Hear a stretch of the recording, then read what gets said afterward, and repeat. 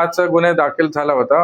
आता 2 दिवस अगोदर एक 6वा गुन्हा दाखल झाला। ह्याच्यामध्ये एक महिलांचं तक्रार होतं की त्यांनी काही त्यांचं नातेवाईकाचं एक काही हेल्थ इश्यूमुळे ह्यांना संपर्क केले होते। त्यांनी एक पूजा सांगितले होते, तसंच 2 अमावास्येच्या दिवशी त्यांनी पूजा पण केले आणि तिसरं अमावास्येसाठी ह्यांनी आल्यानंतर त्यांनी काही गोष्टी सांगितले। त्यांना थोडं चुकीचं वाटलं, तरी त्यांनी मनोहर मामा भोसले हे बंधू मामा आहे, त्यांनी त्यांच्यासोबत अश्लील कृत्य केलेले, तर कंप्लेंट करमाळा पोलीस स्टेशनमध्ये दाखल झाले।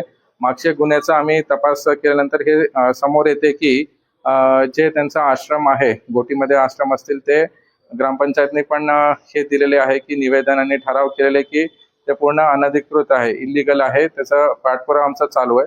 ते आम्ही सीलिंग केलेले आहे आश्रम। तिसरं जे बाकी आश्रम आहे, पुण्यामध्ये असतील, गाणगापूरमध्ये काही आश्रम आहे आणि कोल्हापूरमध्ये आहे, तिथं आमचं टीम काल जाऊन आले, पंचनामा करून आले। तिथं काही आम्हाला एव्हिडन्सेस सापडलेले आहे।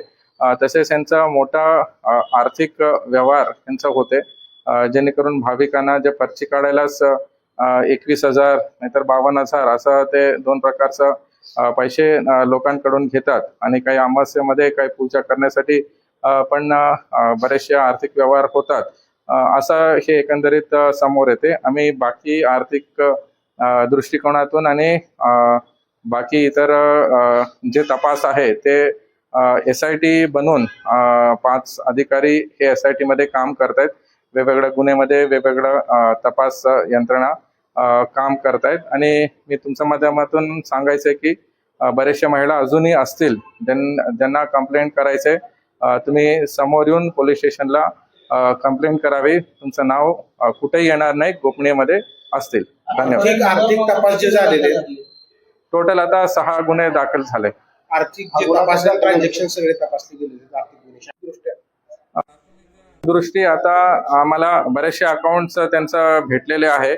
आम्हाला आतापर्यंत 20 अकाउंट्स आम्ही तपास चालू केलेले आहेत। त्यांचं जे 5 आरोपी आहे, नाथ भाभा असतील, नरेंद्र सांगळे असतील, असं सगळ्या आरोपीचं वेगवेगळं आम्ही अकाउंट्स काढून प्रत्येक बँकला आम्ही स्टेटमेंट्स घेतलेले।